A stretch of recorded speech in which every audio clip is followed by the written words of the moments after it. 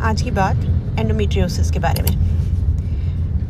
जो लोग एंडोमेट्रियोसिस के साथ सफ़र करते हैं, शायद उनके लिए ज़िंदगी में बहुत सारी अनसर्टेनिटीज़ होती हैं। समझ नहीं आता कि इस बीमारी के साथ अब आगे क्या होगा। ये एक बहुत ही मूडी बीमारी है। ये फॉरगिव करने पे आए, माफ़ करने पे आए तो ये ग्रेड 4 में भी प्रेगनेंसी होने देती है, और अगर ये पकड़ने पे आए तो इसके 2-3 दाने ही मौजूद क्यों ना हो पेरिटोनियम में, तो प्रेगनेंसी नहीं होती।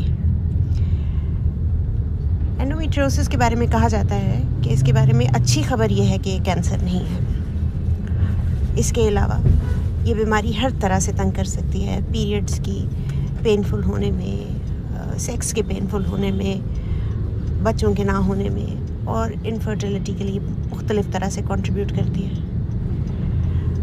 अगर आप इनफर्टिलिटी के मसले से दो चार हैं और साथ आपका को एंडोमेट्रियोसिस है, तो इसका इलाज देर करने में फ़ायदा नहीं है, बल्कि जितनी जल्दी कर लिया जाए उतना बेहतर है। ये बिल्कुल ऐसे है कि जैसे अगर आप समझें कि ओवरी एक सूखी घास का ढेर है और उसके अंदर किसी ने एक चिंगारी छोड़ दी हो, तो वो ग्रेजुअली अगर हम उसका इलाज नहीं करते तो वो चिंगारी पूरी की पूरी ओवरी को अपनी लपेट में ले लेगी और हमारा चांस प्रेगनेंसी का वक्त गुजरने के साथ साथ कम होता जाएगा।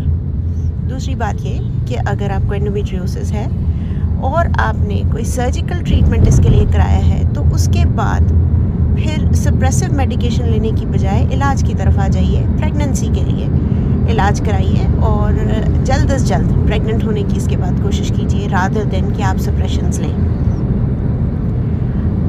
एक और अच्छी बात यह है कि अब एंडोमेट्रियोसिस की इलाज के दौरान हमें अक्सर इस चीज़ का सामना करना पड़ता था कि जब हम ओवेरियन सिस्ट को, एंडोमेट्रियोसिस की सिस्ट को निकालते थे, तो ओवेरियन रिजर्व कम हो जाता था, AMH कम हो जाता था।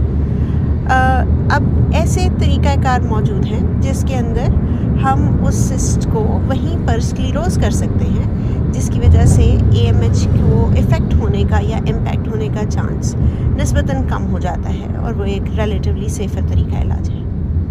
मेरे पेशेंट्स कुछ ऐसे भी हैं जो एंडोमेट्रियोसिस से सफ़र करते हैं, और जब वो IVF के लिए आते हैं तो हम उनकी एग कलेक्शन के साथ स्क्लेरोसिस इस्तेमाल करते हैं, ताकि फ़र्दर एग कलेक्शंस और फर्दर ट्रीटमेंट के दौरान उन्हें प्रॉब्लम्स का कम से कम सामना करना पड़े।